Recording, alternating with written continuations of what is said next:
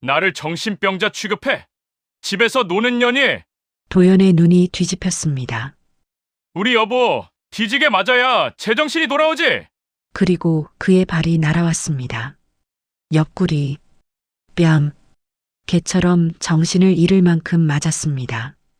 머리채가 잡혀 실외기실로 끌려갔습니다. 쾅! 문이 잠겼습니다. 어둠 속에서 하영은 벽에 기댄 채 숨을 고르고 있었습니다.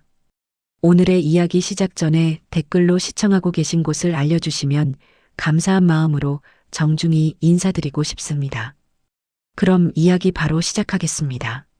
하영과 도연이 결혼한 지 1년째 되던 날이었습니다. 도연의 승진 발표가 있었던 날이었죠. 그날 밤 도연은 무거운 발걸음으로 집에 돌아왔습니다. 또 떨어졌습니다. 세 번째였습니다. 하영은 조심스럽게 다가가 어깨에 손을 얹었습니다. 괜찮아요, 여보. 다음 기회가 있을 거예요. 그 순간이었습니다. 도연의 손이 하영의 발목을 강하게 움켜쥐었습니다. 멍이 즉시 올라왔습니다. 하영은 놀라 입을 다문 채 얼어붙었습니다. 말을 할 수 없었습니다. 도연은 곧 울며 매달렸습니다. 미안해, 나 요즘 진짜 무너져. 제발 떠나지 마. 하영은 하고 싶은 말을 삼켰습니다. 그 말은 목구멍을 넘지 못했습니다. 그날 이후 하영의 삶은 조금씩 무너지기 시작했습니다. 처음엔 물건을 던지는 것으로 시작됐습니다. 리모컨, 쿠션. 그러다 어느 순간부터 물건이 아니라 손이 날아왔습니다. 결혼 2년 차가 되던 어느 날이었습니다. 도연이 회식 후 늦게 들어왔습니다. 하영은 이미 잠들어 있었죠. 도연이 하영을 깨웠습니다. 왜 전화 안 받아? 하영은 눈을 비비며 일어났습니다. 자고 있었어요. 거짓말하지 마. 누구랑 통화하느라 안 받은 거지. 말이 끝나기 무섭게 재킷이 날아왔습니다. 하영의 얼굴에 정확히 맞았습니다. 금속 지퍼가 뺨을 긁었습니다. 피 한 줄기가 흘렀습니다. 하영은 몸을 작게 말고 바닥만 봤습니다. 대답하지 않았습니다. 움직이지도 않았습니다. 10분쯤 지났을까요? 도연이 무릎을 꿇고 다가왔습니다. 또 울고 있었습니다. 나도 내가 싫어, 나 진짜 고칠게. 하영은 감정을 지운 채 숨만 쉬었습니다. 아무 말도 하지 않았습니다. 그렇게 시간이 흘렀습니다. 같은 패턴이 반복됐습니다. 폭력, 사과, 눈물, 용서, 그리고 다시 폭력. 하영은 점점 말을 잃어갔습니다. 친구들과의 약속을 끊었습니다. 전화도 받지 않았습니다. 친정에도 거의 가지 않았습니다. 어머니가 물으면 괜찮다고만 했습니다. 엄마, 나 괜찮아. 그냥 바빠서 그래. 하지만 거울 속 하영의 얼굴은 점점 창백해지고 있었습니다. 눈가엔 다크서클이 짙게 내려앉았습니다. 미소는 사라진 지 오래였습니다. 도연의 폭력은 점점 더 예측 불가능해졌습니다. 어떤 날은 아무 이유 없이, 어떤 날은 밥이 짜다는 이유로, 어떤 날은 자신의 기분이 나쁘다는 이유만으로. 하영은 숨쉬는 것조차 조심스러워졌습니다. 도연이 문을 열고 들어오는 소리만 들려도 온몸이 긴장됐습니다. 발소리만으로 오늘의 기분을 파악해야 했습니다. 무거운 발소리는 위험 신호였습니다. 빠른 발소리는 더 위험했습니다. 하영은 자신도 모르게 생존 매뉴얼을 만들어가고 있었습니다. 눈을 마주치지 말 것, 대꾸하지 말 것, 작게 숨 쉴 것, 소리 내지 말 것. 그렇게 하영은 집안에서 투명 인간이 되어갔습니다. 어느 날 밤이었습니다. 하영은 화장실 거울 앞에 서 있었습니다. 팔뚝에 멍, 허벅지에 멍, 갈비뼈 부근에 시퍼런 자국. 하영은 거울 속 자신을 바라봤습니다. 낯선 사람이 서 있었습니다. 입술이 떨렸습니다. 하지만 울음은 나오지 않았습니다.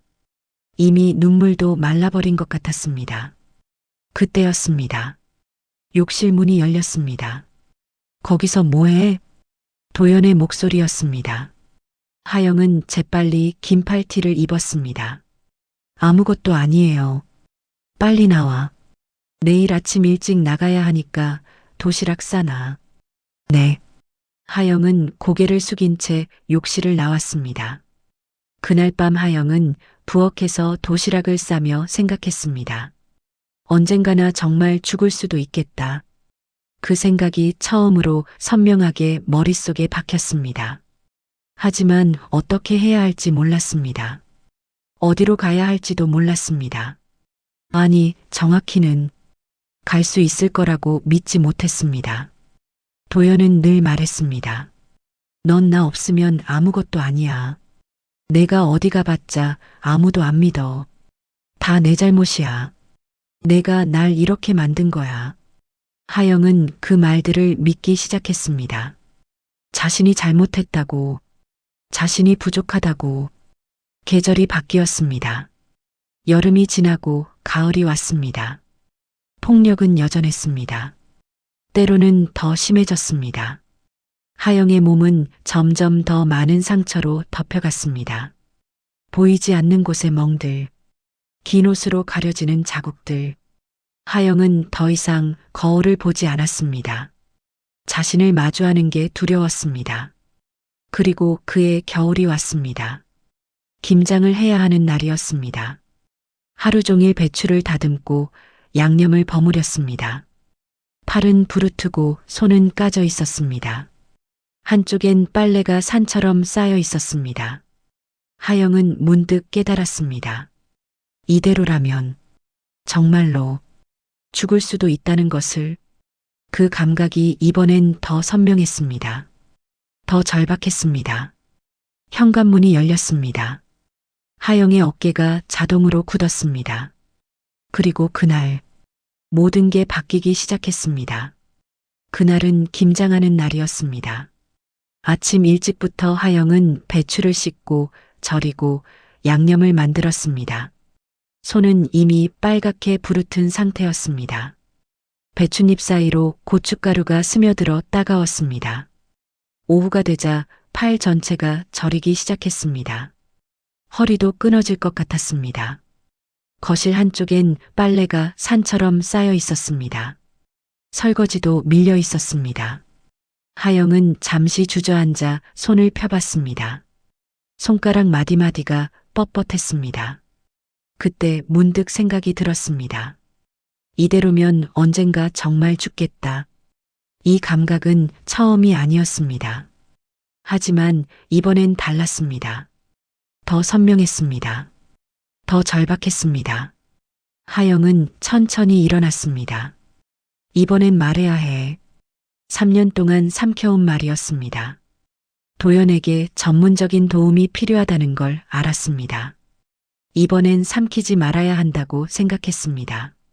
저녁 6시쯤이었습니다. 현관문이 열렸습니다. 그 소리만으로 하영의 어깨가 자동으로 굳어버렸습니다. 도연이 들어왔습니다. 서류 가방을 바닥에 던졌습니다. 쾅! 집꼬라지가 이게 뭐야? 하영은 본능적으로 뒤로 물러났습니다.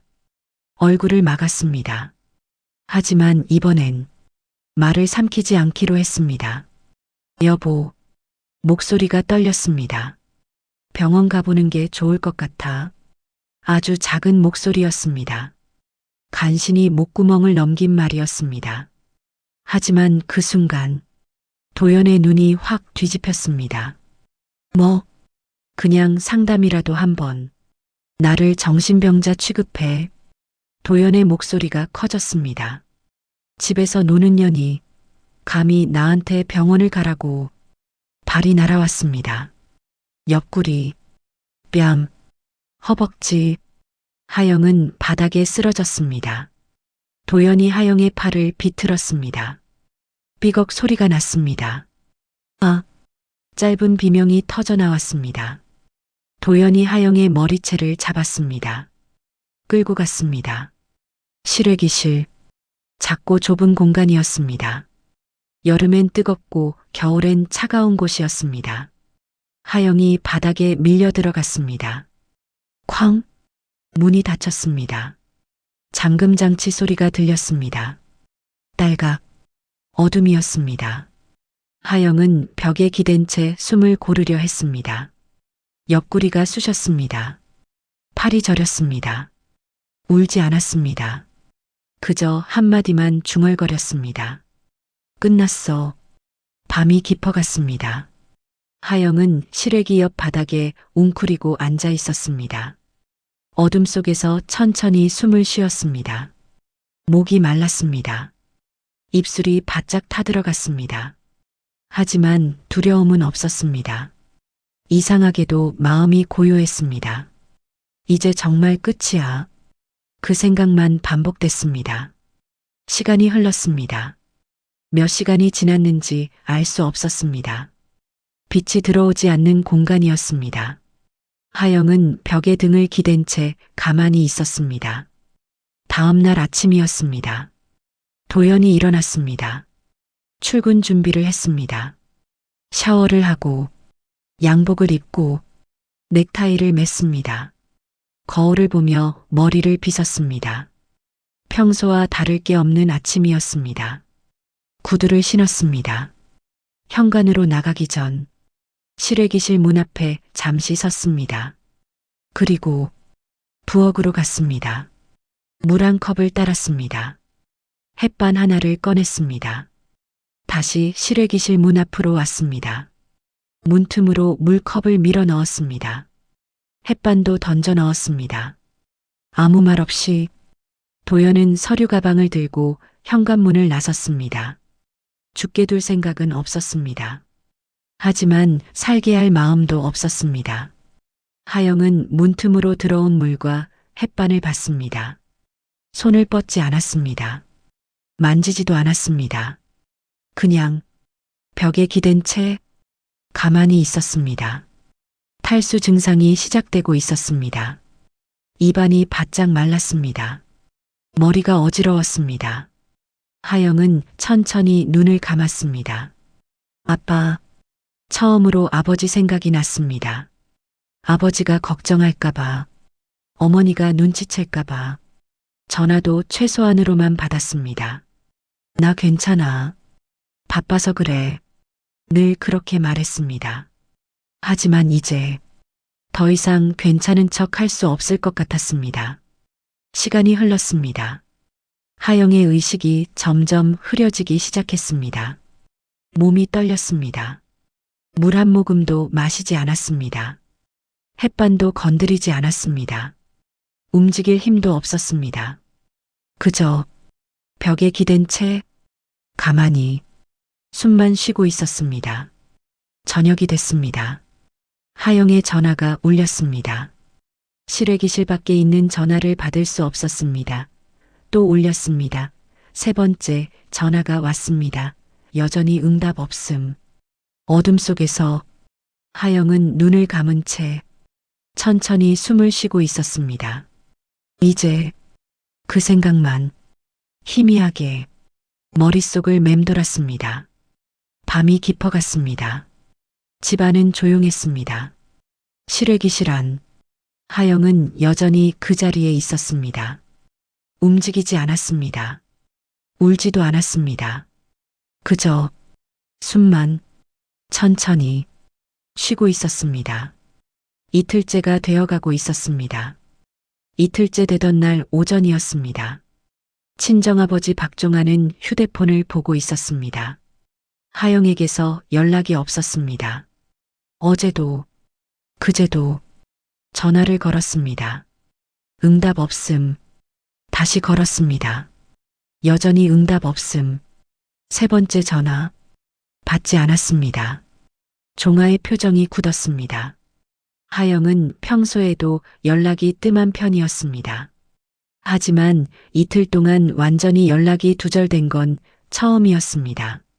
종아는 즉시 통화 기록을 확인했습니다.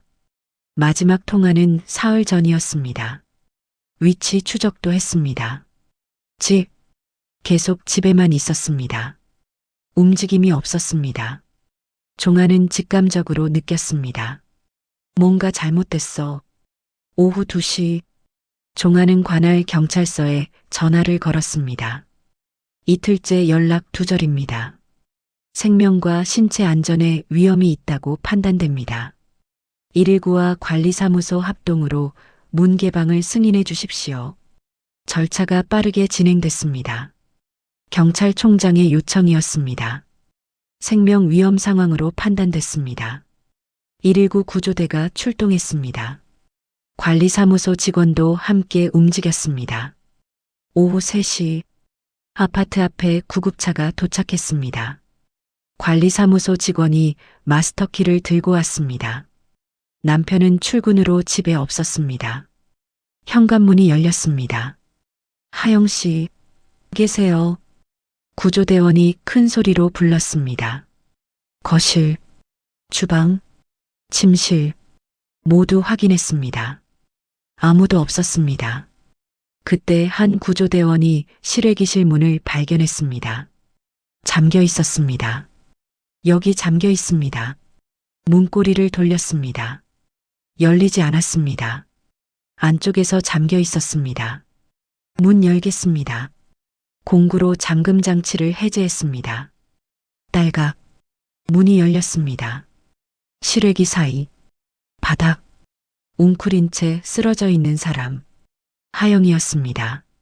탈수 증상, 얼굴과 팔에 멍, 마른 피자국, 몸 떨림, 눈 초점 없음, 여기 있습니다. 즉시 이송 필요합니다. 구조대원이 급히 외쳤습니다. 종아가 도착했습니다. 실외기실 안을 봤습니다. 딸이 바닥에 쓰러져 있었습니다. 종아는 감정을 지운 얼굴로 천천히 걸어 들어갔습니다. 딸을 조심히 안아 올렸습니다. 이제 됐다. 아빠 왔다. 목소리는 낮고 단단했습니다. 떨리지 않았습니다. 하영은 희미하게 눈을 떴습니다. 아버지를 봤습니다.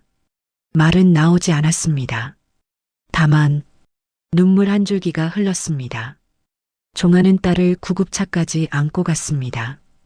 병원 응급실, 하영은 링거를 맞으며 누워 있었습니다. 의료진이 빠르게 움직였습니다. 탈수 심각합니다.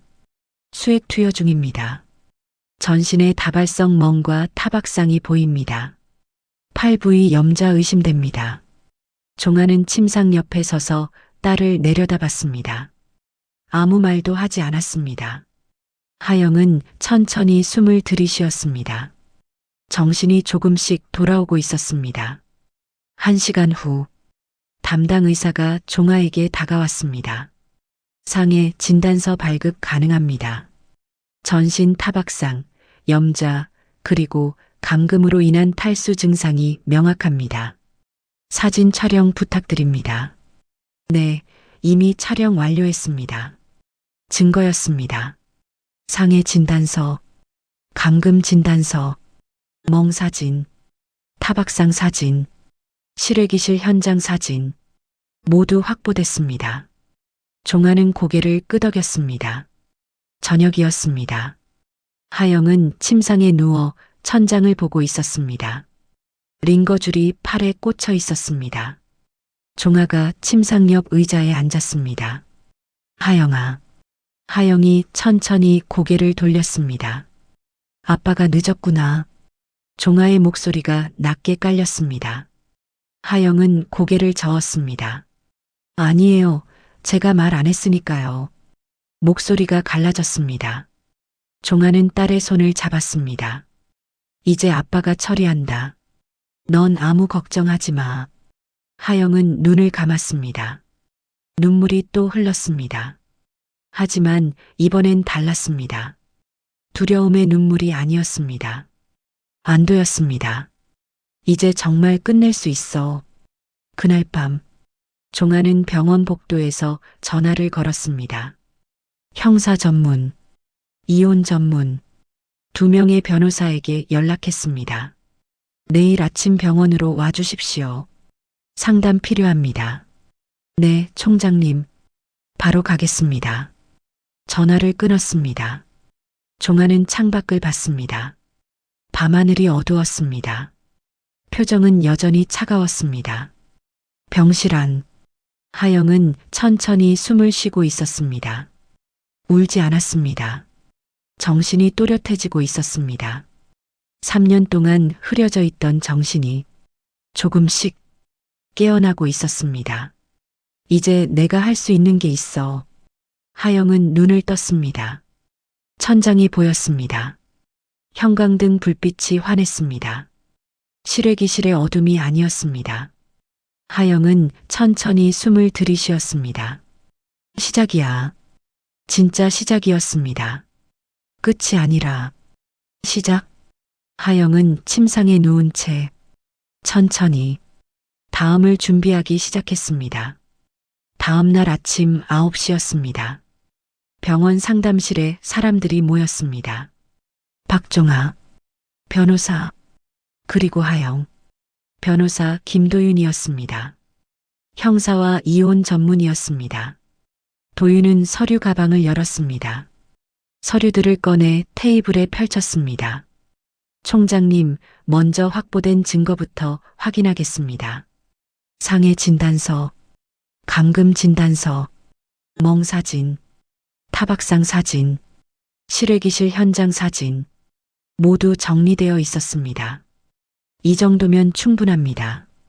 폭행, 상해, 감금, 모두 입증 가능합니다. 도윤이 말했습니다. 하영은 조용히 앉아서 듣고 있었습니다. 하영 씨, 도윤이 하영을 봤습니다. 제가 드릴 말씀이 있습니다. 하영이 고개를 들었습니다. 감정으로 가면 집니다. 도윤의 목소리가 단호했습니다. 울분도 이해합니다. 분노도 당연합니다. 하지만 법정에서 중요한 건 감정이 아닙니다. 도윤이 서류를 톡톡 쳤습니다. 증거입니다. 우린 증거로 끝냅니다. 하영은 천천히 고개를 끄덕였습니다. 감정에 휘둘리지 마십시오. 냉정하게 가야 이깁니다. 도윤이 다시 말했습니다. 종아가 입을 열었습니다. 형사 고소와 이혼 소송 동시에 진행 가능합니까? 가능합니다. 오히려 권장합니다. 형사는 처벌, 이혼은 관계 정리. 두 트랙으로 가는 게 효과적입니다. 접근 금지는요? 즉시 신청 가능합니다. 100m 접근 금지 명령 받아내겠습니다. 도윤이 확신에 찬 목소리로 답했습니다. 오전 10시 상담실 문이 열렸습니다. 한 남자가 들어왔습니다.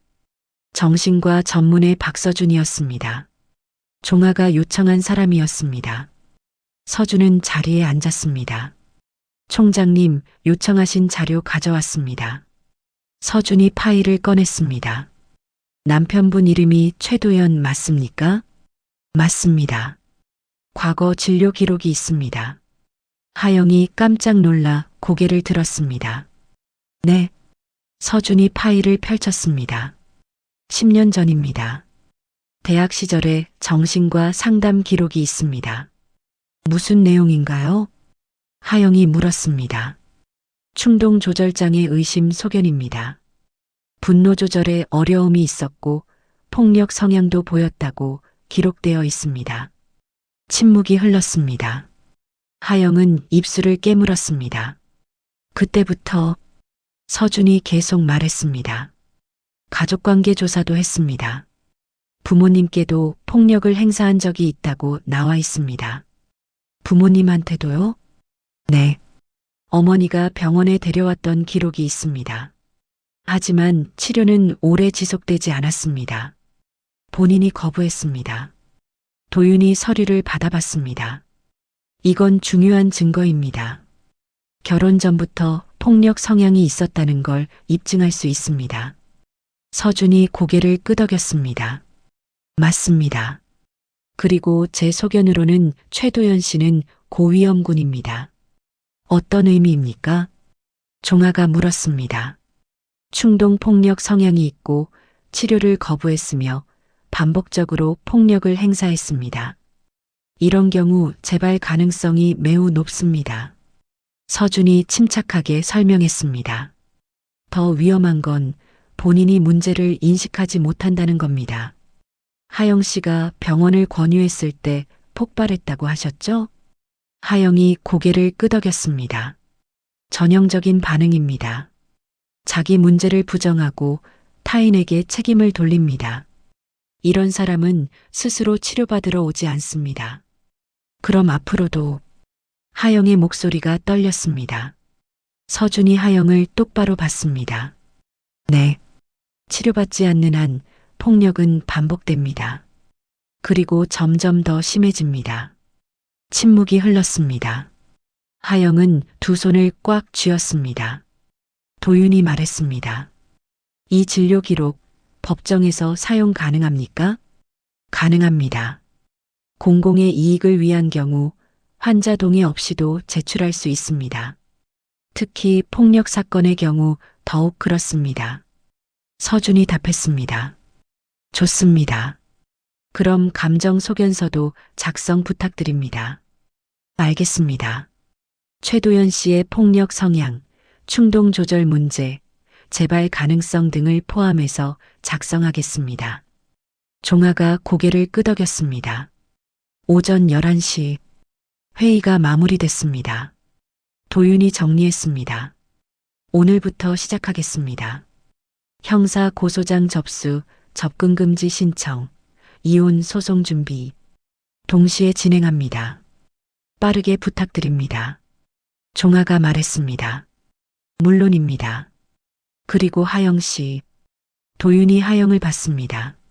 앞으로 남편과 직접 연락하지 마십시오. 전화, 문자, 모든 연락을 차단하십시오. 만약 연락이 오면 저에게 바로 알려주십시오. 네. 그리고 혹시 남편이 찾아오려 할 수도 있습니다. 절대 혼자 만나지 마십시오. 하영이 고개를 끄덕였습니다. 회의실을 나서며 하영은 창밖을 봤습니다. 햇빛이 들어왔습니다. 따뜻했습니다. 3년 만에 느껴보는 따뜻함 같았습니다. 하영은 천천히 숨을 들이쉬었습니다. 이제 시작이야. 두렵지 않았습니다. 혼자가 아니었습니다. 아버지가 있었습니다. 변호사가 있었습니다. 의사가 있었습니다. 증거가 있었습니다. 법이 있었습니다. 하영은 주먹을 쥐었습니다. 이번엔 내가 이긴다. 처음으로 확신이 들었습니다. 그날 오후 도윤은 사무실로 돌아가 즉시 서류 작성을 시작했습니다. 형사 고소장, 접근금지 신청서, 이혼 소송 준비 서류, 타자 소리가 사무실에 울렸습니다. 서준은 병원으로 돌아가 감정 소견서를 작성했습니다. 피의자 최도연은 충동 조절장애 고위험군이며 반복적 폭력 성향을 보임. 치료 없이는 재발 가능성 높음. 피해자 안전을 위해 격리 및 접근 금지 필요함. 펜이 종이 위를 움직였습니다. 종아는 병원 복도를 천천히 걸었습니다. 딸의 병실 앞에 섰습니다. 문을 열었습니다. 하영은 침대에 앉아 창밖을 보고 있었습니다. 하영아. 네, 아빠. 준비 끝났다. 하영이 아버지를 봤습니다. 이제 우리가 움직인다. 종아의 목소리는 낮고 단단했습니다. 하영은 고개를 끄덕였습니다. 눈물은 나오지 않았습니다. 대신 결심이 있었습니다. 끝까지 간다. 그날 저녁 6시였습니다. 도연이 퇴근했습니다. 평소처럼 현관문을 열었습니다. 하영아, 나왔어. 대답이 없었습니다. 도연은 신발을 벗으며 거실을 봤습니다. 조용했습니다. 너무 조용했습니다. 하영아, 다시 불렀습니다. 도연은 집안을 둘러봤습니다. 주방, 아무도 없었습니다. 침실, 비어 있었습니다. 화장실, 역시 없었습니다. 도연은 휴대폰을 꺼냈습니다. 하영에게 전화를 걸었습니다. 신호음이 울렸습니다. 1번, 2번, 3번. 고객님의 전화를 받을 수 없습니다. 도연의 미간이 좁혀졌습니다. 다시 걸었습니다. 역시 받지 않았습니다. 세 번째 전화. 여전히 응답 없음. 뭐야? 도연은 거실에 서서 집안을 다시 봤습니다. 뭔가 이상했습니다. 실외기실. 도연은 천천히 실외기실 문으로 갔습니다. 문고리를 잡았습니다. 열렸습니다. 비어 있었습니다. 도연은 멍하니 서 있었습니다. 어디 간 거야? 다시 휴대폰을 들었습니다. 전화를 걸었습니다. 받지 않았습니다. 네 번째, 다섯 번째, 계속 받지 않았습니다. 도연의 손이 떨리기 시작했습니다. 저녁 7시, 도연은 소파에 앉아 휴대폰을 붙잡고 있었습니다. 문자를 보냈습니다. 전화 받아. 하영아, 장난이야? 빨리 집에 와. 도연은 소파에서 일어났습니다. 거실을 왔다 갔다 걸었습니다. 설마 나간 건 아니겠지? 생각이 꼬리를 물었습니다. 어디 간 거야? 친정? 아니면 손에 식은땀이 났습니다. 저녁 8시 도연은 다시 전화를 걸었습니다. 고객님의 전화를 받을 수 없습니다. 도연의 목소리가 커졌습니다. 하영아 받으라고 했지. 휴대폰에 대고 소리를 질렀습니다. 하지만 받는 사람은 없었습니다. 도연은 침실로 갔습니다. 옷장을 열었습니다. 하영의 옷들이 그대로 있었습니다. 짐을 싼 건 아니네. 조금 안심했습니다. 하지만 불안은 가시지 않았습니다. 저녁 9시 도연은 친정에 전화를 걸었습니다. 신호음이 울렸습니다. 여보세요. 박종아의 목소리였습니다. 아버님, 저 도연입니다. 침묵이 흘렀습니다. 하영이 혹시 거기 있나요? 연락이 안 돼서요. 하영이 지금 여기 없다. 종아의 목소리는 차갑고 짧았습니다. 그럼 어디 있는지 아십니까? 내가 왜 너한테 그걸 알려줘야 하지? 도연은 잠시 말을 잃었습니다. 죄송합니다. 그냥 연락이 안 돼서 걱정이 돼서요. 걱정? 종아의 목소리에 냉기가 섞였습니다. 지금 걱정이라는 말을 하는 거냐? 네. 다시는 내 딸한테 연락하지 마라. 뚝. 전화가 끊어졌습니다. 도연은 휴대폰을 들고 멍하니 서 있었습니다. 뭐야, 무슨 소리야? 저녁 10시. 도연은 다시 하영에게 전화를 걸었습니다. 받지 않았습니다. 문자를 보냈습니다. 당장 집으로 들어와. 어디서 미친 짓을 하고 다니는 거야? 도연은 소파에 주저앉았습니다. 손이 떨렸습니다. 왜 이러는 거야? 불안이 커졌습니다. 그리고 그 불안은 곧 분노로 바뀌었습니다. 도연은 다시 전화를 걸었습니다. 받지 않았습니다. 또 걸었습니다. 여전히 받지 않았습니다. 받으라고 소리를 질렀습니다. 하지만 아무도 듣지 않았습니다. 저녁 11시 도연은 휴대폰을 붙잡고 문자를 계속 보냈습니다. 하영아, 진짜 화낼 거야. 지금 당장 연락 안 하면 끝이야. 너 지금 뭐 하는 거야? 넌 경찰 백으로 날 죽이려고 그러는 거지? 피해자는 나야. 모든 문자가 읽히지 않았습니다. 도연은 휴대폰을 바닥에 내던졌습니다. 쾅! 하지만 곧 다시 주워들었습니다. 손이 떨리고 있었습니다. 밤 12시 도연은 소파에 앉아 천장을 보고 있었습니다. 집은 여전히 조용했습니다. 하영은 돌아오지 않았습니다. 전화도 문자도 모두 무시당했습니다. 도연은 처음으로 깨달았습니다. 진짜 안 돌아올 수도 있겠다. 그 생각이 머릿속을 채웠습니다. 손이 더 심하게 떨렸습니다. 아니야, 설마. 하지만 불안은 계속 커졌습니다. 새벽 1시 도연은 침대에 누웠지만 잠들지 못했습니다. 천장만 보고 있었습니다. 휴대폰을 또 확인했습니다. 하영에게서 아무 연락도 없었습니다. 도연은 다시 전화를 걸었습니다. 고객님의 전화를 받을 수 없습니다.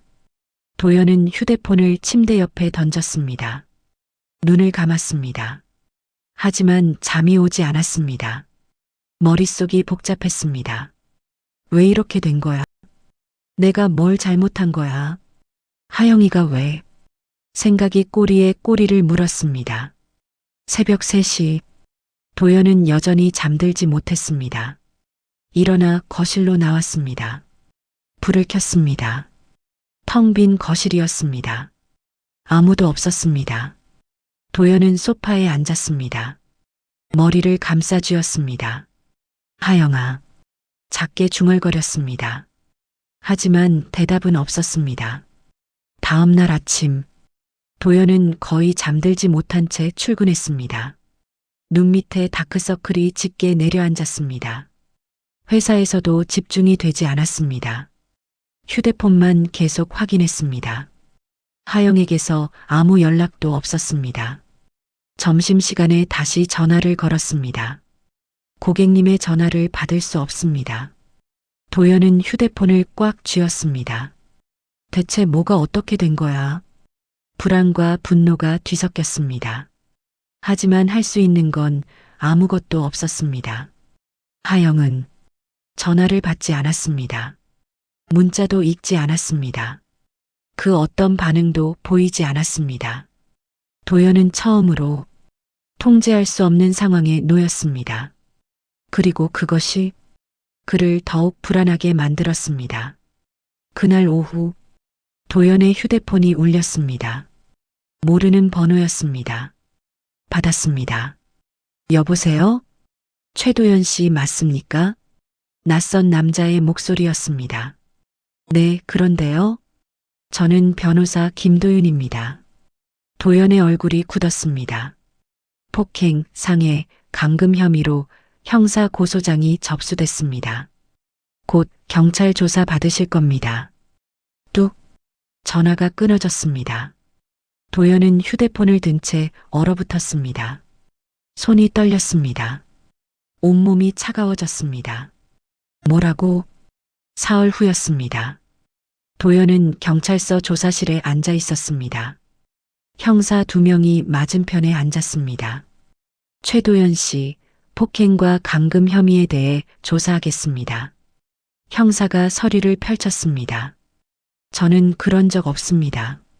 도연의 목소리가 떨렸습니다. 실외기실에 부인을 가둔 사실이 있습니까? 그건 잠깐 화가 나서. 얼마나 가뒀습니까? 하루 아니 이틀. 이틀 동안 음식과 물은 제공했습니까? 물이랑 햇반 줬습니다. 형사가 사진을 꺼냈습니다. 하영의 멍 사진이었습니다. 팔에 멍, 얼굴에 멍, 허벅지에 타박상. 이건 어떻게 생긴 겁니까? 도연은 사진을 보고 얼굴이 하얗게 질렸습니다. 그건 제가 실수로 이렇게 됩니까? 형사의 목소리가 차가웠습니다. 도연은 말문이 막혔습니다. 조사는 3시간 동안 계속됐습니다. 도연은 땀을 흘리며 앉아 있었습니다. 조사는 여기까지 하겠습니다.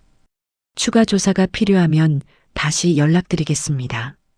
형사가 말했습니다. 저 집에 가도 됩니까? 네. 하지만 피해자와 접촉하지 마십시오.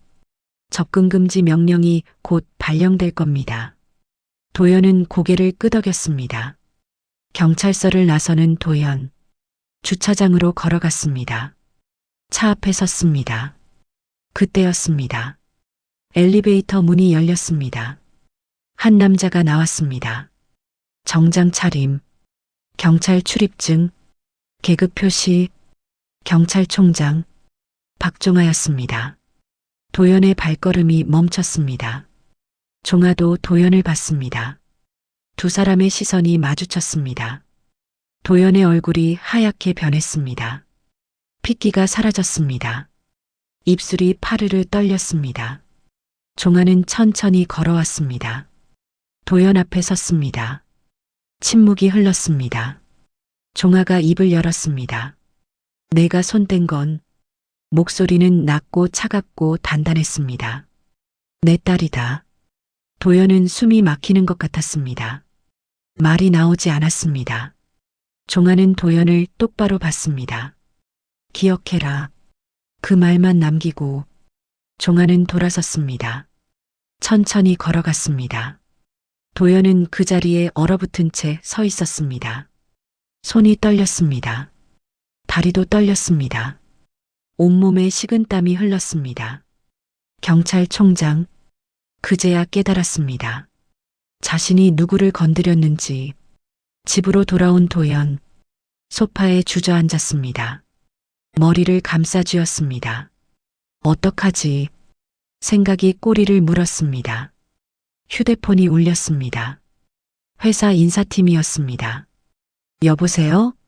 최도연 대리님, 인사팀입니다. 내일 오전 10시에 인사팀으로 와주시기 바랍니다. 무슨 일입니까? 오시면 말씀드리겠습니다. 뚝, 전화가 끊어졌습니다. 도연은 휴대폰을 들고 멍하니 앉아 있었습니다. 불안이 커졌습니다. 다음 날 아침, 도연은 인사팀에 갔습니다.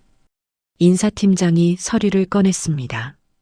최도연 대리님, 가정폭력 관련 형사사건으로 입건되신 거 맞습니까? 도연의 얼굴이 굳었습니다. 그건 오해입니다. 오해 여부는 중요하지 않습니다. 회사 이미지에 심각한 타격을 줄 수 있는 사안입니다. 인사팀장의 목소리가 차갑게 식었습니다. 징계위원회에 회부됩니다. 그 전까지 직위해제 조치합니다. 직위해제요? 네. 업무에서 배제되며 사무실 출입도 제한됩니다. 서류가 앞으로 밀려왔습니다. 서명하십시오. 도연은 떨리는 손으로 펜을 잡았습니다. 서명했습니다. 회사를 나서는 도연. 복도를 걸었습니다. 동료들이 수군거렸습니다. 저 사람 가정폭력으로 걸렸대. 진짜? 완전 충격이네. 부인을 가뒀다던데. 말도 안 돼. 도연은 고개를 숙인 채 걸었습니다. 사람들의 시선이 느껴졌습니다. 수군거림이 들렸습니다. 엘리베이터에 올랐습니다. 문이 닫혔습니다.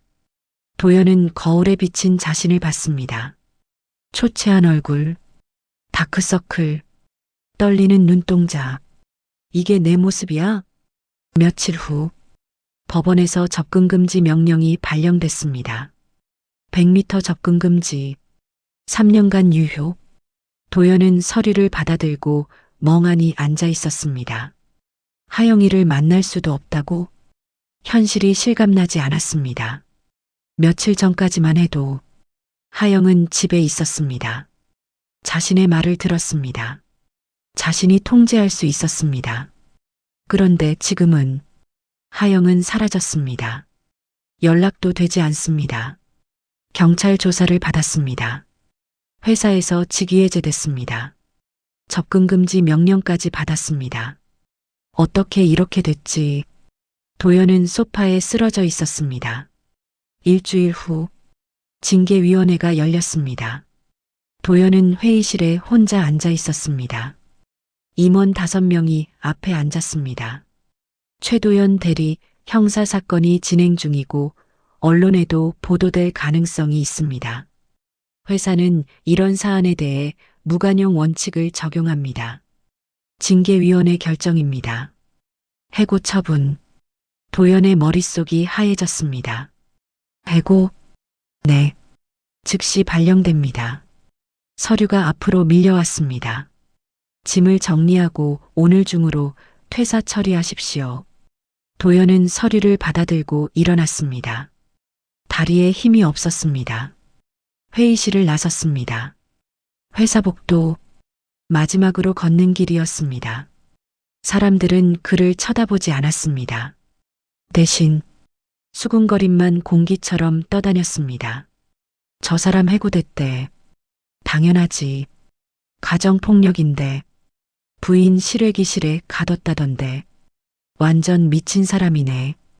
도연은 고개를 숙인 채 걸었습니다. 신발만 봤습니다. 엘리베이터에 올랐습니다. 문이 닫혔습니다. 빌딩을 나섰습니다. 햇빛이 눈부셨습니다. 도연은 멈춰 섰습니다. 주변을 봤습니다. 사람들이 지나갔습니다. 모두 바쁘게 걸었습니다. 아무도 자신을 보지 않았습니다. 도연은 그 자리에 서서 생각했습니다. 내가 어떻게 여기까지 왔지? 하지만 답은 나오지 않았습니다. 그날 밤, 도연은 빈집에 혼자 앉아 있었습니다. 불도 켜지 않았습니다.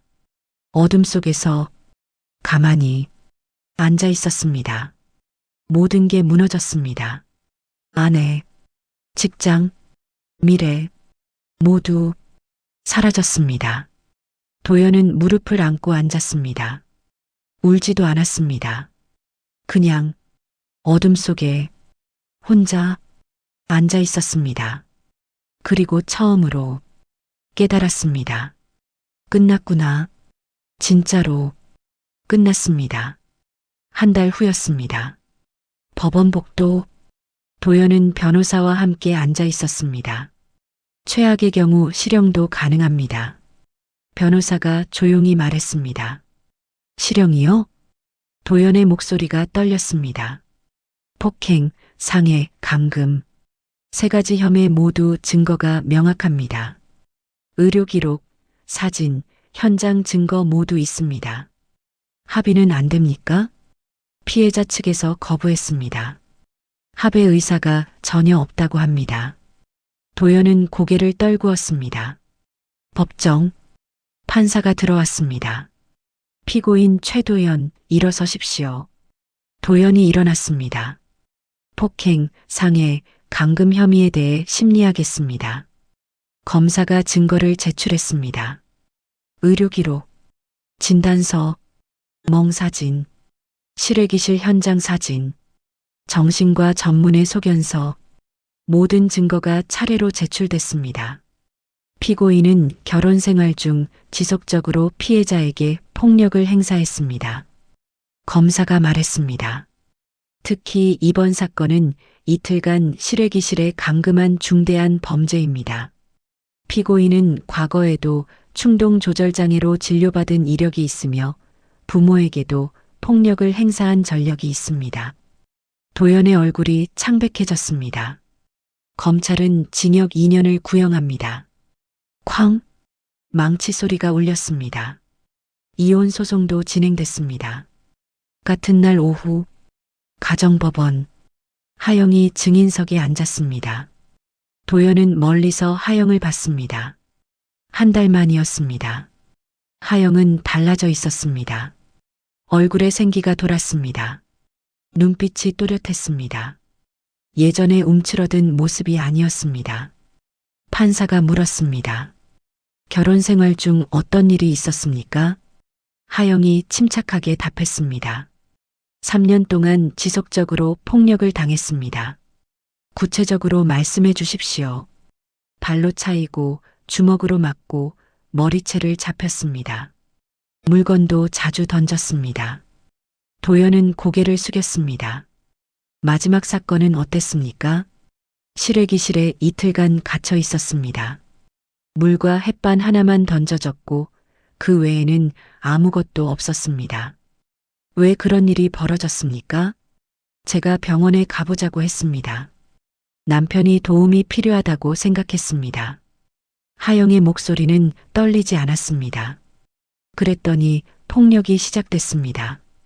판사가 고개를 끄덕였습니다. 변호사 김도윤이 일어섰습니다. 피고는 충동조절장애 진단을 받은 적이 있으며 치료를 거부했습니다. 서류를 제출했습니다. 결혼 전부터 폭력 성향이 있었고 가족에게도 폭력을 행사한 전력이 있습니다. 이런 사람과의 결혼 생활은 피해자의 생명을 위협합니다. 이혼과 함께 위자료 청구합니다. 판사가 서류를 검토했습니다. 1시간 후 판사가 판결을 내렸습니다. 이혼을 인용합니다. 위자료는 3천만 원으로 결정합니다. 접근금지 명령은 3년간 유지합니다. 쾅! 망치가 내려쳤습니다. 도연은 그 자리에 앉은 채 움직이지 못했습니다. 끝났어. 모든 게 끝났습니다. 법원을 나서는 하영. 햇빛이 쏟아졌습니다. 종아가 딸 옆에 서 있었습니다. 수고했다. 네, 아빠. 하영은 하늘을 올려다봤습니다. 맑았습니다. 바람이 불었습니다. 차갑지 않았습니다. 한편 도연은 법원 계단에 앉아 있었습니다. 사람들이 지나갔습니다. 아무도 그를 보지 않았습니다. 도연은 손으로 얼굴을 가렸습니다. 내가 뭘 한 거지? 후회가 밀려왔습니다. 하지만 이미 늦었습니다. 일주일 후 형사재판 판결이 나왔습니다. 피고인 최도연에게 징역 1년 6개월을 선고합니다. 집행유예 3년, 보호관찰 2년, 폭력치료 프로그램 이수 명령, 쾅! 도연은 법정에서 나왔습니다. 실형은 면했습니다. 하지만 집행유예였습니다. 3년 동안 한 번이라도 문제를 일으키면 그대로 교도소행이었습니다. 도연은 집으로 돌아왔습니다. 빈집이었습니다.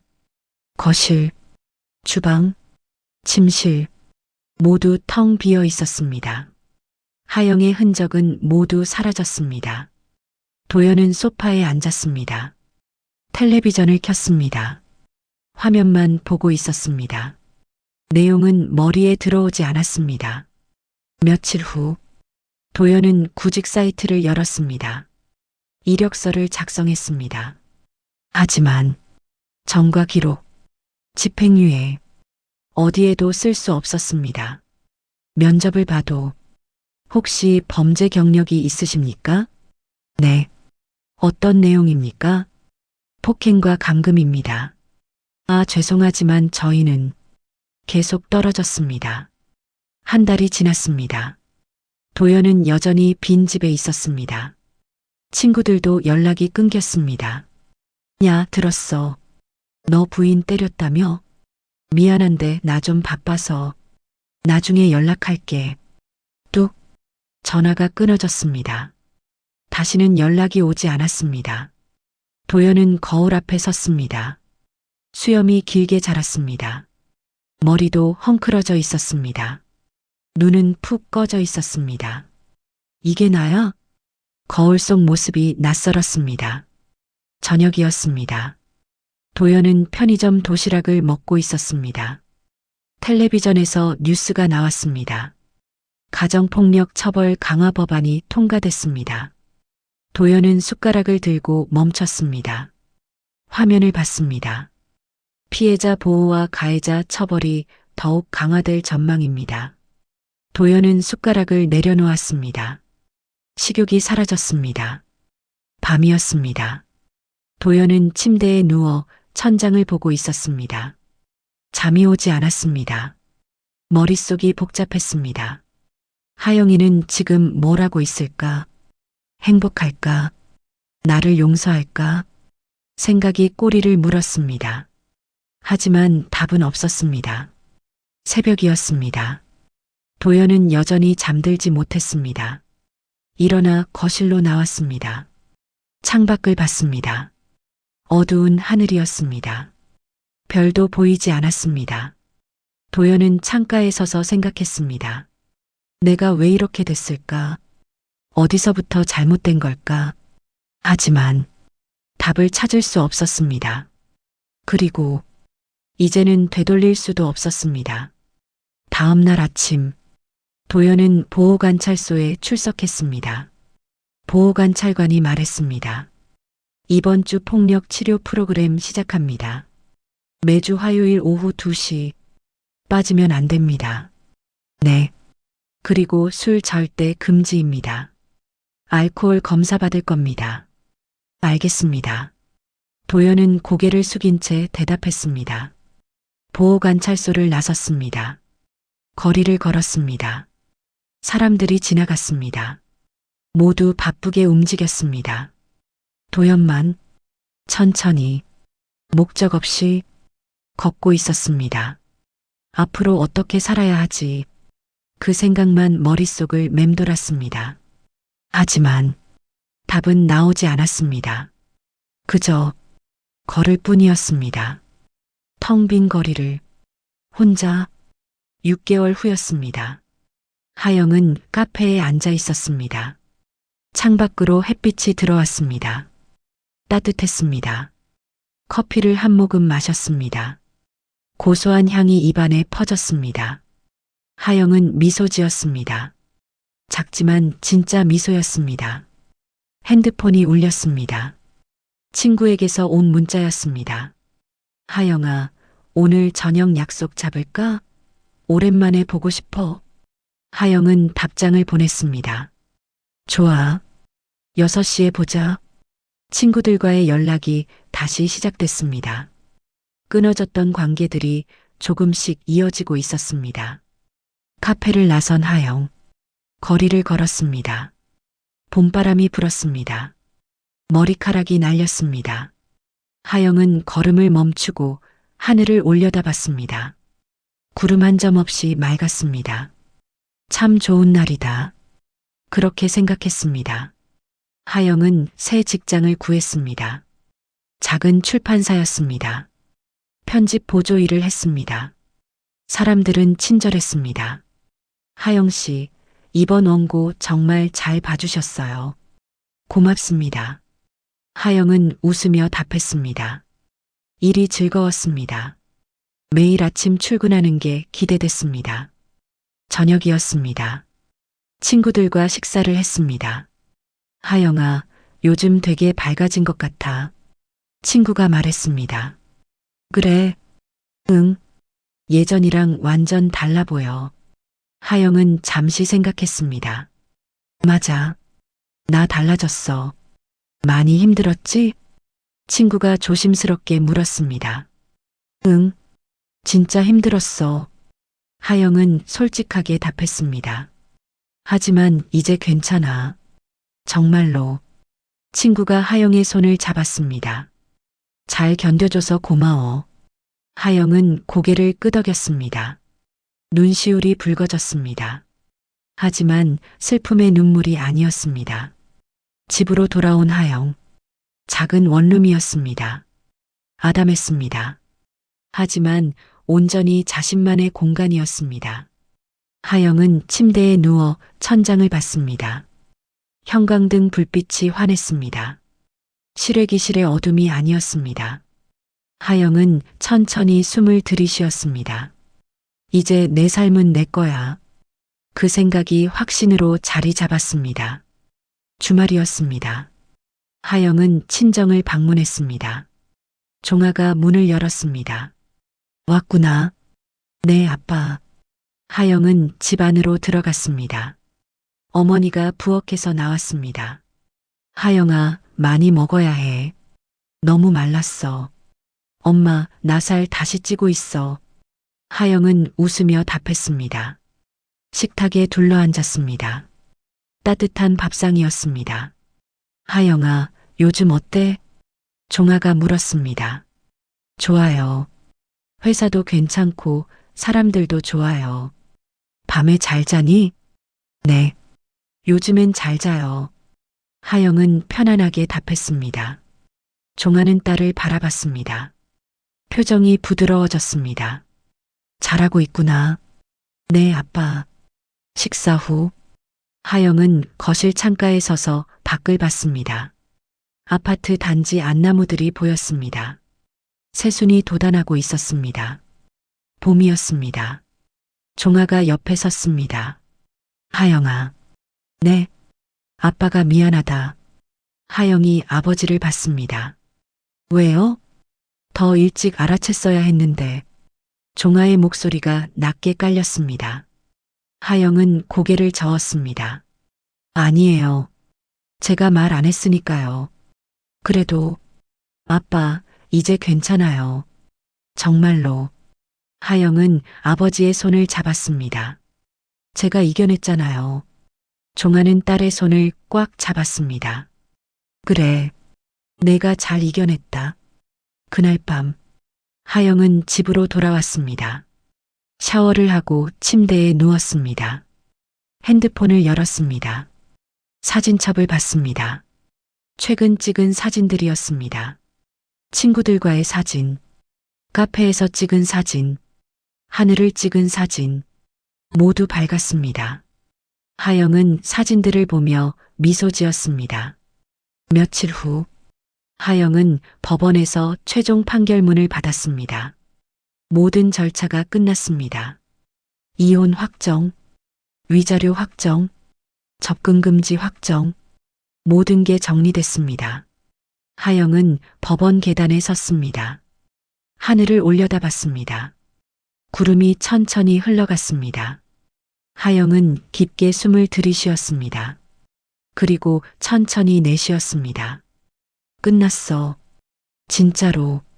하영은 거리를 걸었습니다. 사람들이 지나갔습니다. 모두 자신의 삶을 살고 있었습니다. 하영도 이제 자신의 삶을 살 수 있었습니다. 누구의 눈치도 보지 않고, 누구의 통제도 받지 않고, 온전히 자기 자신으로 공원에 들렀습니다. 벤치에 앉았습니다. 아이들이 뛰어놀고 있었습니다. 웃음소리가 들렸습니다. 하영은 그 모습을 보며 미소 지었습니다. 핸드폰이 울렸습니다. 회사 동료에게서 온 문자였습니다. 하영 씨, 오늘 회식 가실 수 있어요? 하영은 답장을 보냈습니다. 네, 갈게요. 저녁이었습니다. 회식 자리, 동료들과 함께 웃고 떠들었습니다. 하영 씨, 진짜 일 잘하시더라고요. 맞아요. 꼼꼼하고 센스도 있으시고. 하영은 웃으며 답했습니다. 감사합니다. 따뜻한 자리였습니다. 하영은 그 순간을 즐겼습니다. 밤늦게 집으로 돌아왔습니다. 문을 열고 들어섰습니다. 불을 켰습니다. 작지만 따뜻한 공간이었습니다. 하영은 창문을 열었습니다. 밤바람이 들어왔습니다. 차갑지 않았습니다. 시원했습니다. 하영은 창가에 서서 밖을 봤습니다. 별이 보였습니다. 빛나고 있었습니다. 하영은 천천히 숨을 들이쉬었습니다. 그리고 조용히 말했습니다. 이제 내 삶은 내 거야. 목소리는 작았습니다. 하지만 확신에 차 있었습니다. 지금까지 사연 빛나는 밤이었습니다. 감사합니다.